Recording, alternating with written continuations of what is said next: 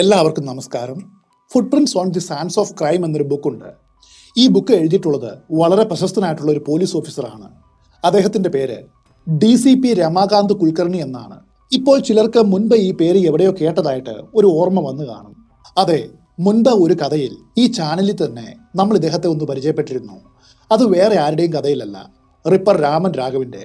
അന്ന് രാമൻ രാഘവിനെ അറസ്റ്റ് ചെയ്ത് അവൻ ആവശ്യപ്പെട്ടതെല്ലാം വാങ്ങിച്ചു കൊടുത്ത് അവനിൽ നിന്ന് രഹസ്യങ്ങൾ ചോർത്തിയെടുത്തത് ഈ രമാകാന്ത് കുൽക്കർണിയാണ്.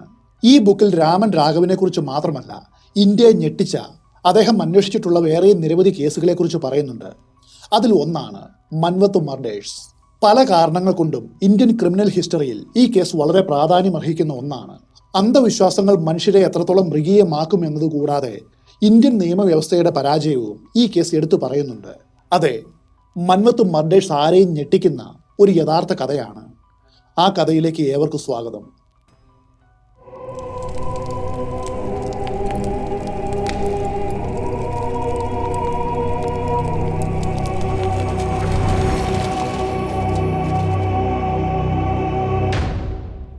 ആയിരത്തി 1973 ഒക്ടോബർ 8 മൻവത്ത് എന്ന ഗ്രാമം.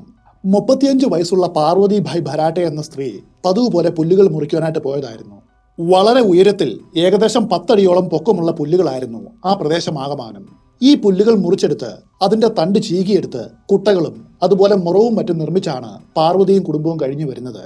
സമയം ഏകദേശം ഒരു ഉച്ചയായിട്ടുണ്ട്. പാർവതി ഭായ് പുല്ലുകൾ മുറിച്ചുകൊണ്ടിരിക്കുമ്പോൾ തൻ്റെ പിന്നിലായിട്ടൊരു ശബ്ദം അവർ കേട്ടു. പുല്ലുകൾ ഇളകും പോലെ. തൻ്റെ പിന്നിലായിട്ട് അവിടെ ആരോ നിൽപ്പുണ്ട് എന്നൊരു തോന്നൽ അവർക്കുണ്ടായി. പാർവതി വേഗം എഴുന്നേറ്റ് അവിടേക്ക് നടന്നു. ആരാണത് എന്ന് ചോദിച്ചു. എന്നാൽ ആ ചോദ്യത്തിന് മറുപടിയായിട്ട് വന്നത് പുല്ലുകൾക്കിടയിലൂടെ പാഞ്ഞു വന്ന ഒരു കോടാലിയായിരുന്നു. ആ കോടാലി കൃത്യമായിട്ടും പാഞ്ഞു വന്ന് പാർവതിയുടെ നെറ്റിയിലാണ് തറഞ്ഞു കയറിയത്. ഒന്ന് ശബ്ദിക്കുവാൻ പോലും കഴിയാതെ അവർ നിലത്തേക്ക് വീണു. അടുത്ത നിമിഷം തോർത്തുകൊണ്ട് മുഖം മറച്ച 2 പേർ ആ പുല്ലും കൂട്ടത്തിന്റെ ഇടയിൽ നിന്നും പുറത്തേക്ക് വന്നു. ഇതിനോടകം മരണാസന്നയായ പാർവതിയുടെ രഹസ്യഭാഗത്ത് ഒരു മുറിവ് അവർ ഉണ്ടാക്കി. അതിൽ നിന്നും രക്തം ശേഖരിച്ചു. പിന്നെ ആ ജഡവും വലിച്ചുകൊണ്ട് ആ പുല്ലും കൂട്ടത്തിന്റെ ഇടയിൽ മറഞ്ഞു. വൈകുന്നേരമായിട്ടും തന്റെ ഭാര്യ മടങ്ങി വരാത്തതുകൊണ്ട് പാർവതിഭായിയുടെ ഭർത്താവ് പോലീസ് സ്റ്റേഷനിൽ പരാതി നൽകി. പോലീസുകാരും നാട്ടുകാരും ആ പ്രദേശമാകെ അരിച്ചുപെറുക്കി. പക്ഷെ അവരെ കണ്ടുകിട്ടിയില്ല. എങ്കിലും അവർ അന്വേഷണം നിർത്തിയില്ല. പാർവതിഭായ്ക്ക് എന്തായിരിക്കും സംഭവിച്ചിട്ടുണ്ടാവുക എന്ന് ഇതിനോടകം തന്നെ എല്ലാവർക്കും അറിയാമായിരുന്നു. 2 ദിവസം കഴിഞ്ഞ്, അതായത് ഒക്ടോബർ 10 അവർ ഭയപ്പെട്ടത് എന്താണോ അത് കണ്ടെത്തുകയാണ്. ചോളം കൃഷി ചെയ്യുന്ന വിശാലമായിട്ടുള്ളൊരു പാടത്തു നിന്നും പാർവതിഭായുടെ ജഡം അവർക്ക് കിട്ടി. വളരെ ദുരൂഹമായിട്ടുള്ളൊരു മരണം. അവരുടെ സ്വകാര്യ ഭാഗത്ത് മുറിവുകൾ ഉണ്ടായിരുന്നു. അതുകൂടാതെ തലയുടെ ഉച്ചിയിലായിട്ട് ആരോ ആണി അടിച്ചിറക്കിയ പോലെ ഒരു പാടും കാണപ്പെട്ടു. പാർവതിഭായുടെ കയ്യിലെ ചെറുവിരലുകൾ ആരോ പിന്നിലേക്ക് വളച്ച് ഓടിച്ചിരുന്നു. അവർ ധരിച്ചിരുന്ന ആഭരണങ്ങളെല്ലാം അതേപോലെ തന്നെ ശരീരത്തിലുണ്ട്. അതിന്റെ അർത്ഥം ഒരു മോഷണ ശ്രമത്തിന്റെ ഭാഗമായിട്ടല്ല ഈ കൊല നടന്നത് എന്നാണ്, മറിച്ച് മറ്റെന്തോ ആവശ്യത്തിനാണ്. മാൻവത്ത് ഗ്രാമത്തിൽ നടന്ന നിഗൂഢമായ ഇത്തരം കൊലപാതകങ്ങളുടെ ലിസ്റ്റ് പരിശോധിച്ചാൽ അതിൽ ആദ്യത്തെ ആളായിരുന്നില്ല പാർവതിഭായ് ഭരാട്ടെ. അവർ 7ാമത്തെ ഇര ആയിരുന്നു. അതിന്റെ അർത്ഥം പാർവതിഭായ്ക്ക് മുൻപായിട്ട് 6ഓളം കൊലകൾ നടന്നു കഴിഞ്ഞു എന്നാണ്. മനാവത്തിൽ കൂടുതലുമുള്ളത് പാർത്തി എന്ന് വിളിക്കപ്പെടുന്ന ഒരു സമുദായമാണ്.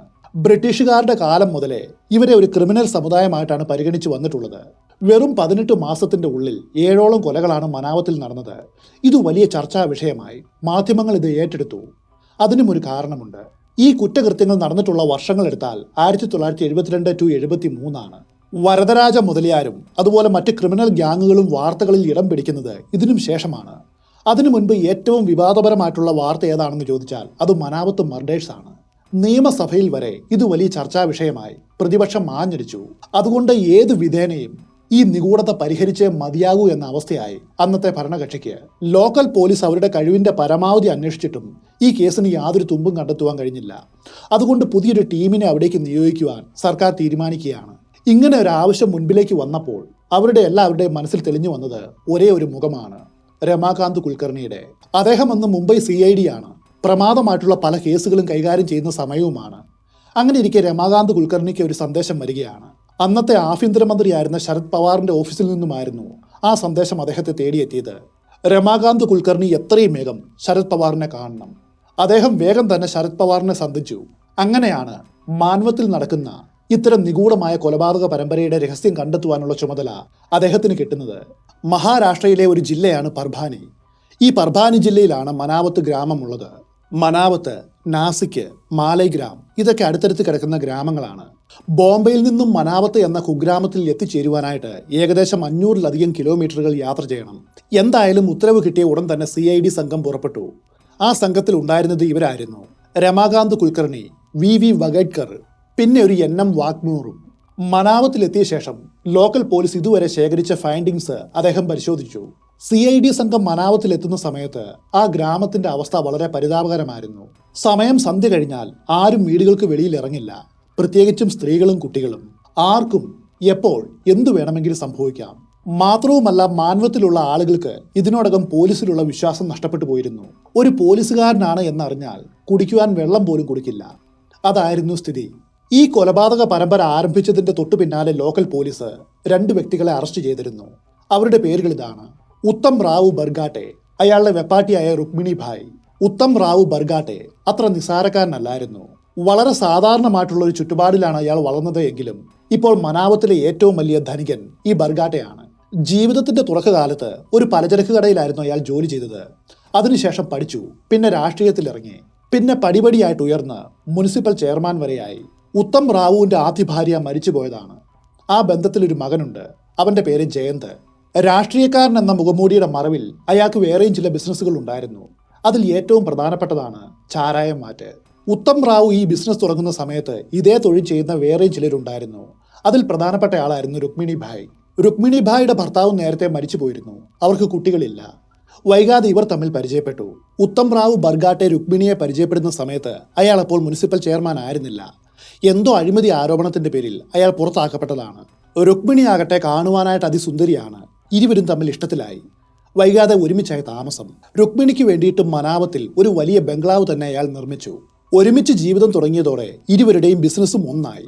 മനാവത്തിലും പരിസര ഗ്രാമങ്ങളിലും താമസിക്കുന്നവർ വളരെയധികം പാവപ്പെട്ടവരാണ്. ആ നാട്ടിലുള്ള ഏറ്റവും വലിയ പണക്കാർ ആരാണെന്ന് ചോദിച്ചാൽ അത് ഉത്തം റാവു ആണ്. കള്ളച്ചാരായം വിൽപ്പനയിലൂടെ ഉത്തം റാവു രുക്മിണിയും വളരെയധികം സമ്പാദിച്ചു. ലോക്കൽ പോലീസിന്റെ ഒത്താശയും ഇതിന് പിന്നിലുണ്ടായിരുന്നു. അതുകൊണ്ടാണ് അവരെ അവർ പിടികൂടാത്തതും. മാത്രവുമല്ല, മനാവത്ത് ഗ്രാമത്തിലുള്ള ധാരാളം ആളുകൾ അവരുടെ വീടും സ്ഥലങ്ങളും പണയം വെച്ച് ഉത്തം റാവുവിൽ നിന്ന് പണം വാങ്ങിയിട്ടുണ്ട്. അതുകൊണ്ട് അയാൾക്കെതിരെ ശബ്ദമുയർത്തുവാൻ അവിടെ ആരുമില്ല. ചുരുക്കി പറഞ്ഞാൽ ആ നാട്ടിലെ കിരീടം വയ്ക്കാത്തൊരു രാജാവ് തന്നെയായിരുന്നു ഉത്തം റാവുവും രുക്മിണിയും. മനാവത്തിലെത്തിയ CID ടീം പോലീസ് ക്വാർട്ടേഴ്സിൽ താമസം ആരംഭിച്ചു. അവിടെയുള്ളൊരു മുറി അന്വേഷണത്തിനും ഡിസ്കഷനും വേണ്ടിയിട്ട് അവർ മാറ്റിവെച്ചു. അതിനുശേഷം കുൽക്കർണിയും കൂട്ടരും ഈ കൊലപാതകത്തിന്റെ നാൾ വഴികളെക്കുറിച്ചും എന്ത് സംശയത്തിന്റെ പുറത്താണ് ഉത്തം റാവുവിനെ രുക്മിണിയെയും പോലീസ് കസ്റ്റഡിയിലെടുത്തത് എന്നതിനെക്കുറിച്ചും അന്വേഷിച്ചു. പാർവതിഭായ് ബരാട്ടെ കൊല്ലപ്പെടുന്നതിനും കൃത്യം 18 മാസം മുൻപാണ് മനാവത്തിൽ ആദ്യത്തെ കൊലപാതകം ഉണ്ടായത്. ഒന്നാമത്തെ ഇരയുടെ പേര് ഗയാഭായ് എന്നാണ്. വെറും 8 വയസ്സ് മാത്രമേ ഉണ്ടായിരുന്നുള്ളൂ അവൾക്ക്.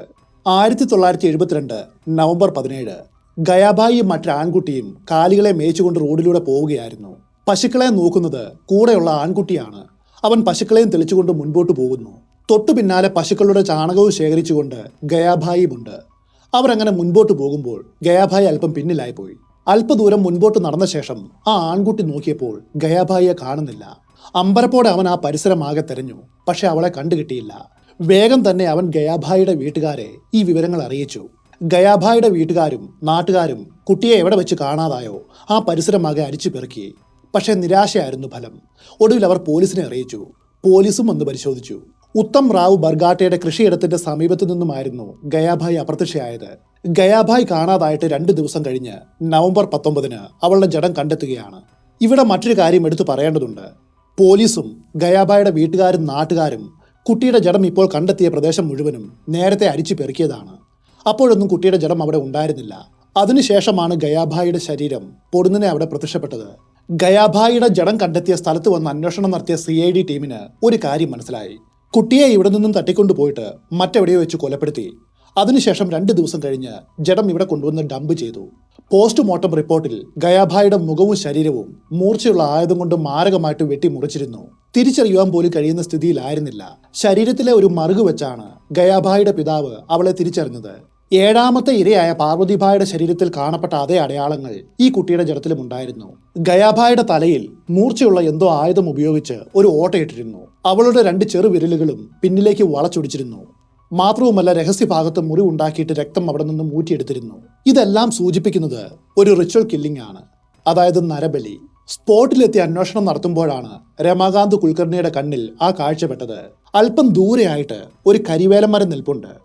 ആ മരത്തിന്റെ ചുവട്ടിലായിട്ട് ഒരു കല്ല് കുഴിച്ചു നിർത്തിയിട്ടുണ്ട്. ആ കല്ലിന് കീഴെയായിട്ട് ആരോ എന്തൊക്കെയോ പൂജകൾ ചെയ്ത ലക്ഷണങ്ങളും കാണാം. കേസന്വേഷണത്തിൽ തങ്ങളെ അസിസ്റ്റ് ചെയ്യുന്ന ലോക്കൽ പോലീസിനോട് അദ്ദേഹം ചോദിച്ചു, എന്താണ് ഈ കല്ല്? അതിന് അവർ കൊടുത്ത മറുപടി ഇതായിരുന്നു: ഇതുപോലെയുള്ള നിരവധി കല്ലുകൾ ഈ ഗ്രാമത്തിലുണ്ട്. പാന്ത്രിയ സ്റ്റോൺ എന്നാണ് ഈ കല്ലുകൾ അറിയപ്പെടുന്നത്. മാസത്തിലെ ചില ദിവസങ്ങളിൽ മന്ത്രവാദികൾ വന്ന് ഈ കല്ലിന് ചുറ്റും ചില കർമ്മങ്ങളൊക്കെ നടത്താറുണ്ട്. ഈ കല്ലുകളുടെയും ഇവിടെ നടത്തുന്ന പൂജകളുടെയും അർത്ഥം എന്താണെന്ന് അദ്ദേഹം അവരോട് ചോദിച്ചു. ലോക്കൽ പോലീസ് അപ്പോൾ CID ടീമിനോട് ഒരു കഥ പറഞ്ഞു.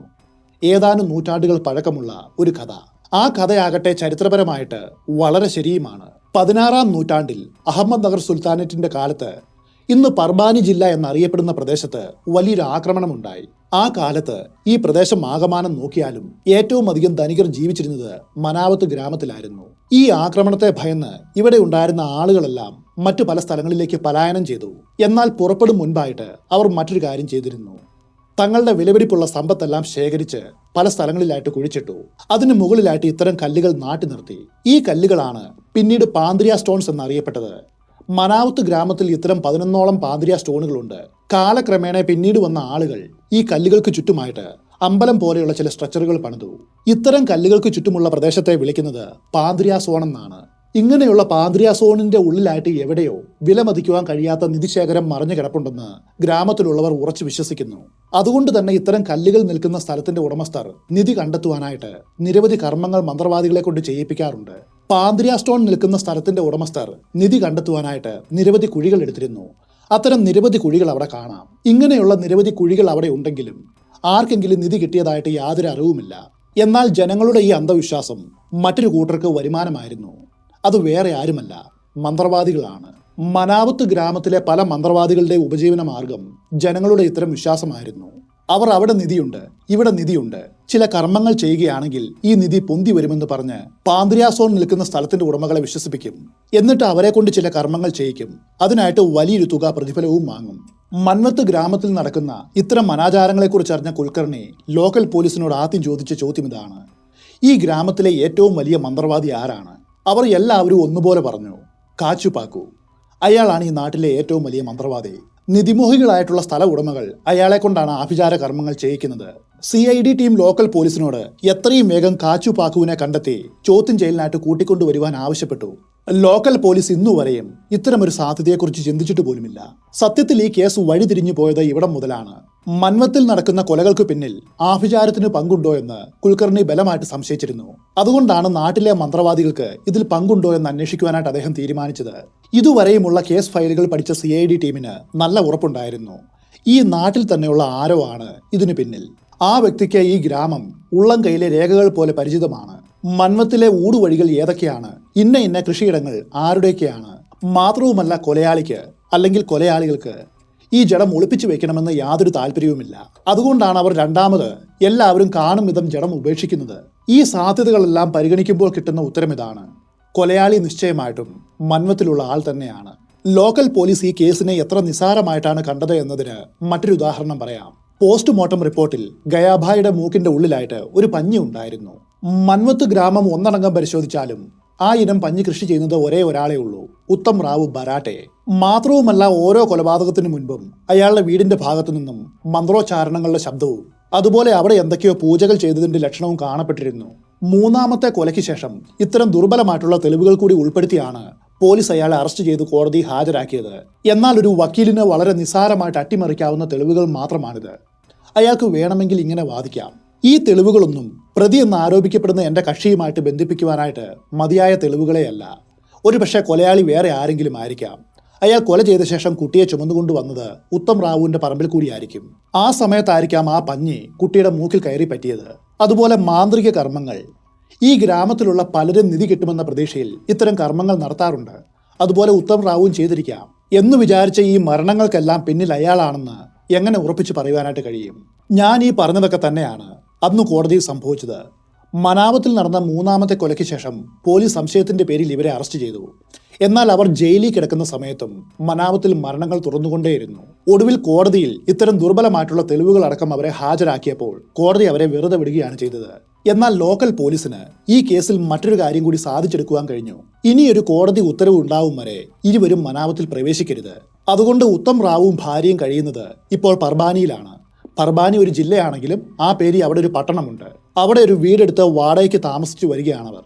അതേ സമയത്ത് മാൻവത്തിലുള്ള ഇവരുടെ ചാരായ ബിസിനസ്സും ഫാമുകളും കൃഷിയും മറ്റു കാര്യങ്ങളും നോക്കുന്നത് രുക്മിണിയുടെ അനുജത്തിയായിട്ടുള്ള സമുദ്രിയാണ്. ഈ സമുദ്രിയും ഒരു വിധവയാണ്. 8 വയസ്സുള്ള ഒരു പെൺകുട്ടിയും ഉണ്ട് അവൾക്ക്. CID ടീം ലോക്കൽ പോലീസിനോട് കാച്ചു പാക്കുവിനെ പിടികൂടണമെന്ന് ആവശ്യപ്പെട്ട അന്ന് രാത്രിയിൽ ഒരു കാര്യം സംഭവിച്ചു. ഈ കാച്ചു പാക്കു നേരെ വന്ന് സമുദ്രിയെ വന്ന് കാണുകയാണ്. എന്നിട്ട് പോലീസ് തന്നെ അന്വേഷിക്കുന്നുണ്ടെന്നും എത്രയും വേഗം തനിക്കും തന്റെ അനുയായിക്കും ഇവിടെ നിന്നും മാറണമെന്നും പറഞ്ഞു. സമുദ്രി അയാൾക്ക് കുറച്ച് പണവും കൊടുത്തു.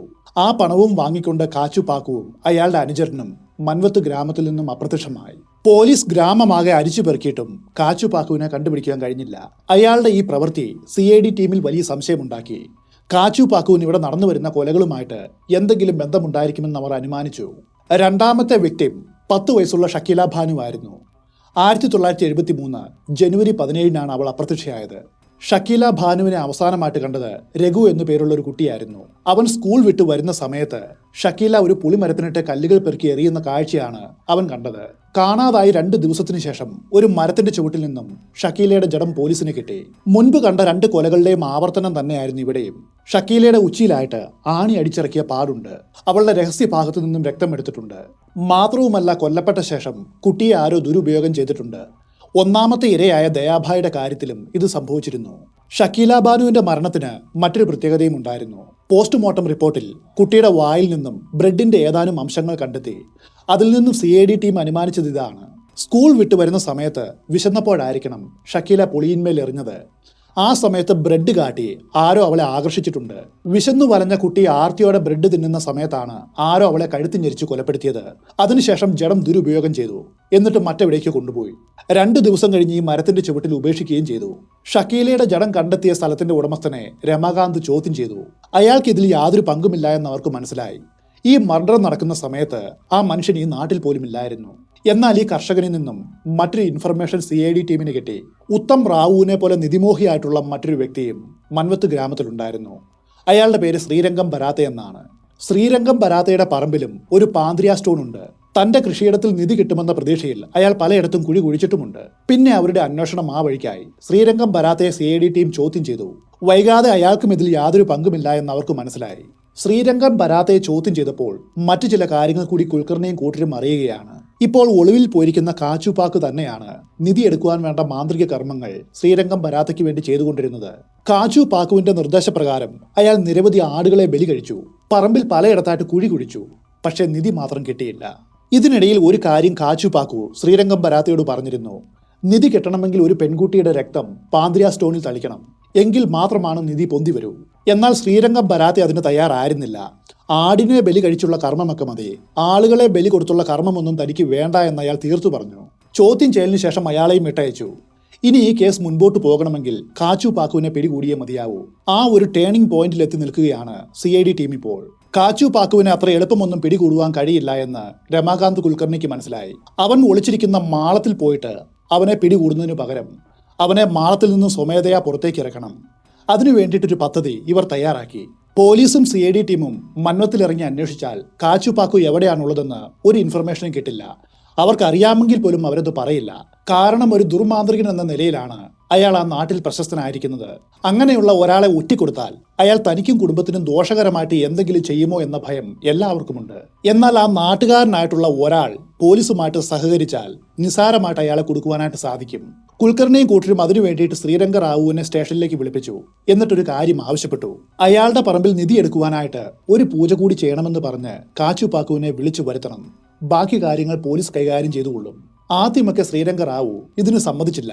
ഒടുവിൽ പോലീസിനെ പേടിച്ച് അയാൾക്ക് അവരുടെ കൂടെ നിൽക്കേണ്ടി വന്നു. ശ്രീരംഗ റാവു നാട്ടിലിറങ്ങി ഇതിനു വേണ്ടിയിട്ട് ഒരു അന്വേഷണം നടത്തി.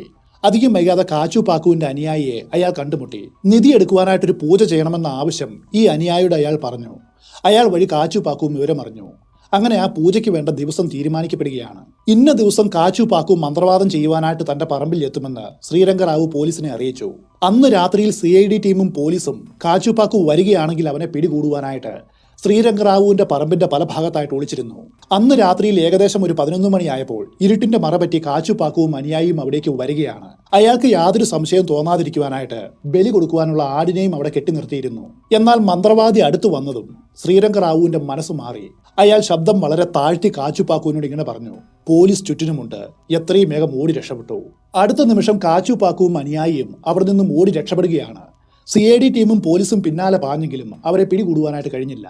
ചുരുക്കത്തിൽ അവരുടെ പദ്ധതി അതിദാരുണമായിട്ട് പരാജയപ്പെട്ടു. മാത്രവുമല്ല, ഇനി മുതൽ കാച്ചുപാക്കു മുൻപുള്ളതിനേക്കാളും കൂടുതൽ ജാഗ്രത പുലർത്തുകയും ചെയ്യും. മൻവത്ത് ഗ്രാമത്തിൽ കൊല്ലപ്പെട്ട മൂന്നാമത്തെ ഇര 35 വയസ്സുള്ള ഒരു സ്ത്രീയായിരുന്നു. അവരുടെ പേര് സുഗന്ധാഭായ്. ഷക്കീല ബാനുവിന്റെ കൊലപാതകം കഴിഞ്ഞ് കൃത്യം 1 മാസം കഴിഞ്ഞപ്പോഴാണ് അതുണ്ടായത്. 1973 ഫെബ്രുവരി 23 അല്പം ദൂരെയുള്ള ഒരു കിണറിൽ നിന്നും വീട്ടാവശ്യത്തിനുള്ള വെള്ളവും ചുമന്നുകൊണ്ട് സുഗന്ധാഭായ് വീട്ടിലേക്ക് മടങ്ങുകയായിരുന്നു. പാറ പൊട്ടിച്ചുണ്ടായ ഒരു കുളത്തിനോട് ചേർന്നുള്ള വഴിയിലൂടെ വേണം അവർക്ക് വീട്ടിലേക്ക് പോകേണ്ടത്. അതിന്റെ സമീപത്തായിട്ടൊരു പാതിരിയ സ്റ്റോണും നിൽപ്പുണ്ട്. പെട്ടെന്ന് എവിടുന്നോ ഒരു കോടാലി അവർക്ക് നേരെ പാഞ്ഞെടുത്തു. അതിദാരുണമായിട്ട് സുഗന്ധാഭായ് കൊല്ലപ്പെട്ടു. ആദ്യത്തെ 2 കൊലകളിൽ നിന്നും ഇതിനല്പം വ്യത്യാസമുണ്ടായിരുന്നു. ഗയാഭായിയും ഷക്കീല ബാനുവും കുട്ടികളായിരുന്നു. മാത്രവുമല്ല, കൊലയ്ക്ക് ശേഷം അവരെ ദുരുപയോഗവും ചെയ്തിരുന്നു. എന്നാൽ സുഗന്ധാഭായുടെ കാര്യത്തിൽ അങ്ങനെയല്ല സംഭവിച്ചത്. അവർ റേപ്പ് ചെയ്യപ്പെട്ടിരുന്നില്ല. അതുമാത്രമല്ല, കൊലയാളി വലിയൊരു കല്ലെടുത്ത് അവരുടെ തലയാകെ ഇടിച്ച് ചതച്ചു കളഞ്ഞിരുന്നു. മുൻപ് സംഭവിച്ച 2 കൊലകളിലും കുട്ടികളുടെ ജഡങ്ങൾ മറ്റൊരു സ്ഥലത്തേക്ക് മാറ്റിയിരുന്നു. എന്നാൽ സുഗന്ധാഭായുടെ ജഡം എവിടെ വെച്ചാണോ അവർ കൊല്ലപ്പെട്ടത് അവിടെ തന്നെയാണ് കിടന്നത്. അവരുടെ പ്രൈവറ്റ് പാർട്ടിൽ നിന്നും രക്തം ഊറ്റിയെടുത്തിരുന്നു. ഒരു ആഭിചാര കൊലയുടെ എല്ലാ ലക്ഷണങ്ങളും ഇതിലും കാണാം. ഈ മൂന്നാമത്തെ കൊലയ്ക്ക് ശേഷമാണ് ലോക്കൽ പോലീസിന്റെ സംശയം ഉത്തം റാവുവിന്റെയും ഭാര്യ രുക്മിണിയുടെയും നേർക്ക് തിരിഞ്ഞത്. ഉടൻ തന്നെ അവരെ അറസ്റ്റ് ചെയ്ത് ലോക്കപ്പിലാക്കി. കോടതി അവരെ താൽക്കാലികമായിട്ട് നാടും കടത്തി. എന്നാൽ അതിനുശേഷവും മന്മത്തിലെ കൊലപാതക പരമ്പര അവസാനിച്ചില്ല. ഇതിനിടയിൽ രമാകാന്ത് കുൽക്കർണി ഒരു കാര്യം പ്രത്യേകം നിരീക്ഷിച്ചിരുന്നു. മൃതദേഹങ്ങൾ കാണപ്പെട്ട സ്ഥലങ്ങൾ, അതായത് ഫീൽഡ് വിസിറ്റിനു വേണ്ടിയിട്ട് ഇവർ എവിടേക്കൊക്കെ പോകുന്നുവോ അവിടെയെല്ലാം നിഴല് പോലെ ഒരാൾ ഇവരെ അനുധാവനം ചെയ്യുന്നുണ്ട്. CID ടീമിന്റെ നീക്കങ്ങൾ അറിയുവാനായിട്ട് അയാൾക്ക് എന്തോ താല്പര്യമുള്ളതുപോലെ രമാകാന്ത് കുൽക്കർണി വളരെ രഹസ്യമായിട്ട് ഇക്കാര്യം പോലീസിന്റെ ശ്രദ്ധയിൽപ്പെടുത്തി. എന്നിട്ട് അവനെക്കുറിച്ച് അന്വേഷിക്കുവാനായിട്ട് ആവശ്യപ്പെട്ടു. അവരുടെ അന്വേഷണത്തിൽ മനസ്സിലായ കാര്യം ഇതാണ്. CID ടീമിനെ നിഴല് പോലെ പിന്തുടരുന്ന ആ മനുഷ്യന്റെ പേര് ശങ്കർ എന്നാണ്. ഈ ശങ്കർ ആകട്ടെ ഉത്തം റാവു ബറാട്ടയുടെ ഫാമിലെ ജോലിക്കാരനും അയാളുടെ വിശ്വസ്തനുമാണ്. ഈ ശങ്കറിനെ കേന്ദ്രീകരിച്ച് മറ്റൊരു വഴിയിലൂടെ അന്വേഷണം മുൻപോട്ട് കൊണ്ടുപോകുവാൻ അദ്ദേഹം തീരുമാനിച്ചു. ഇപ്പോൾ 2 വഴിക്കാണ് ഈ അന്വേഷണം മുൻപോട്ട് പോകുന്നത്.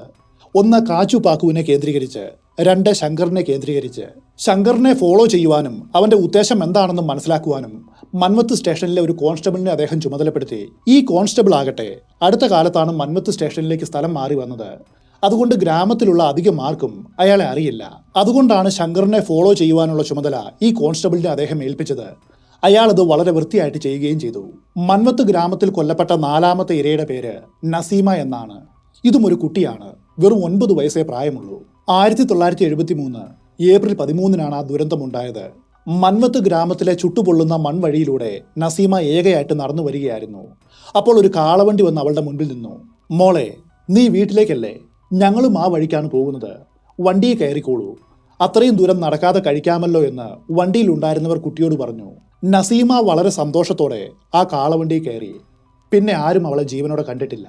നസീമ കാണാതായിട്ട് 2 ദിവസം കഴിഞ്ഞ് മൻവത്ത് ഗ്രാമം വീണ്ടും ഞെട്ടുകയാണ്. ഗ്രാമത്തിലുള്ള ഒരു പാന്ത്രിയ സോണിന്റെ സമീപത്ത് നിന്നും കുട്ടിയുടെ ജഡം അവർക്ക് കിട്ടി. നസീമയുടെ കൊലപാതകത്തിന് വേറെയും ചില പ്രത്യേകത ഉണ്ടായിരുന്നു. കുട്ടിയുടെ തല പൂർണ്ണമായിട്ടും വെട്ടി മാറ്റിയിരുന്നു. കൂടാതെ നെഞ്ചു വെട്ടിപ്പൊളിച്ച് ആന്തരാവയവങ്ങൾ പുറത്തെടുത്തു വെച്ചിരുന്നു. അതിനു ചുറ്റും കരികൊണ്ടൊരു വൃത്തം വരച്ചിരുന്നു. ആ വൃത്തത്തിന്റെ ഉള്ളിൽ നാരങ്ങ, കർപ്പൂരം അങ്ങനെ തുടങ്ങി പല പൂജാവസ്തുക്കളും കാണപ്പെട്ടു. ഒരു ദുർമന്ത്രവാദം അവിടെ വെച്ച് നടന്നിട്ടുണ്ട് എന്ന് വ്യക്തം. ദുർമന്ത്രവാദത്തിന്റെയും നരബലിയുടെയും പരസ്യമായിട്ടുള്ള പ്രഖ്യാപനമായിരുന്നു ആ വൃത്തവും അതിനുള്ളിലെ പൂജാവസ്തുക്കളും. ഇതിനു മുൻപുണ്ടായ ഒരു കൊലയിലും ഇങ്ങനൊരു രീതി കണ്ടിട്ടില്ല. CID ടീം ആകെപ്പാടെ കൺഫ്യൂഷനായി. ഇതിനിടയിൽ 2 കാര്യങ്ങൾ സംഭവിച്ചു. ഇപ്പോൾ പർബാനി താമസിക്കുന്ന ഉത്തം റാവുവും ഭാര്യയും അവിടെയുള്ള കോടതിയിൽ ഒരു പെറ്റീഷൻ കൊടുത്തു. തങ്ങൾക്ക് മൻവത്ത് ഗ്രാമത്തിലേക്ക് മടങ്ങി വരണം, അതിന് അനുവാദം നൽകണമെന്നായിരുന്നു ആ പെറ്റീഷനിൽ ഉണ്ടായിരുന്നത്. ഈ വാർത്ത വൈകാതെ CID ടീം അറിയുകയാണ്. ലോക്കൽ പോലീസിന്റെ അന്വേഷണത്തിലും ഇപ്പോൾ ഇവരുടെ അന്വേഷണത്തിലും സംശയത്തിന്റെ വിരൽ ചൂണ്ടപ്പെട്ട് നിൽക്കുന്ന വ്യക്തികളാണ് ഈ 2 പേരും. അവർ വീണ്ടും മൻവത്തിലേക്ക് മടങ്ങി വരികയാണെങ്കിൽ ഒരുപക്ഷെ കേസിനെ അട്ടിമറിക്കുവാൻ വരെ സാധ്യതയുണ്ട്. അതുകൊണ്ട് ഏതു വിധേനയും അത് തടഞ്ഞേ മതിയാവൂ. കുൽക്കർണിയും കൂട്ടരും വേഗം തന്നെ അവരുടെ പെറ്റീഷന് എതിരായിട്ട് മറ്റൊരു പെറ്റീഷൻ കൊടുത്തു. പക്ഷേ എന്തുകൊണ്ടെന്നറിയില്ല, കോടതി ഉത്തം റാവുവിന്റെ അപേക്ഷയാണ് പരിഗണിച്ചത്. ഇരുവർക്കും മൻവത്ത് ഗ്രാമത്തിലേക്ക് മടങ്ങി വരുവാനുള്ള അനുവാദം മജിസ്ട്രേറ്റ് നൽകി. കോടതിയുടെ ഈ നടപടി CID ടീമിന് വലിയ തിരിച്ചടിയായെങ്കിലും അവർക്ക് സന്തോഷിക്കുവാനായിട്ട് മറ്റൊരു കാര്യം കൂടി സംഭവിച്ചു. അതെ, കാച്ചു പാക്കുവിന്റെ ഒളിയിടം വളരെ യാദൃശികമായിട്ട് അവർ കണ്ടെത്തി. ധാരാളം പോലീസുകാർ പല വേഷത്തിലും പല ഭാവത്തിലും വേഷം മാറി കാച്ചു പാക്കുവിനെയും അനുയായിയും തിരയുന്നുണ്ടായിരുന്നു. അങ്ങനെ വേഷം മാറി സഞ്ചരിച്ച ഇങ്ങനെയുള്ള പോലീസുകാരിൽ ഒരാൾ സേലു എന്ന മാർക്കറ്റിൽ വെച്ച് ഒരു കാര്യം കണ്ടു. അവർ അന്വേഷിക്കുന്ന കാച്ചു പാക്കുവിന്റെ അനുയായി ഒരു കടയിൽ വന്ന് സാധനങ്ങൾ വാങ്ങുന്നു. ഈ അനുയായിയും പോലീസിന്റെ ലിസ്റ്റിൽ ഉള്ളയാളാണ്. വേഗം തന്നെ ഈ പോലീസുകാരൻ മറ്റേതാനും പോലീസുകാരെ കൂടി വിളിച്ചു വരുത്തി ആ അനുയായിയെ പിടികൂടി. എന്നിട്ട് മൻവത്തിലുള്ള CID ടീമിനെ വിവരം അറിയിച്ചു. ഈ കണ്ടെത്തൽ കേസിന് വലിയൊരു വഴിത്തിരിവാണ് ഉണ്ടാക്കിയത്. ഉടൻ തന്നെ CID വഗാൽക്കറിന്റെ കീഴിലുള്ള ഒരു ടീം നേരെ സേലുവിലേക്ക് പുറപ്പെട്ടു. കാച്ചു പാക്കുവിന്റെ കിങ്കറിനെ അദ്ദേഹം ചോദ്യം ചെയ്തു. അപ്പോൾ അവൻ പറഞ്ഞത് ഇങ്ങനെയാണ്: സേലുവിൽ തന്നെയുള്ള ആളൊഴിഞ്ഞ ഒരിടത്ത് കാച്ചു പാക്കു ഒളിച്ചു താമസിക്കുന്നുണ്ട്. ഉടൻ തന്നെ വഗാൽക്കറും കൂട്ടരും അവിടേക്ക് പുറപ്പെട്ടു. അവിടെ വെച്ച് കാച്ചു പാക്കുവിനെ അറസ്റ്റ് ചെയ്തു.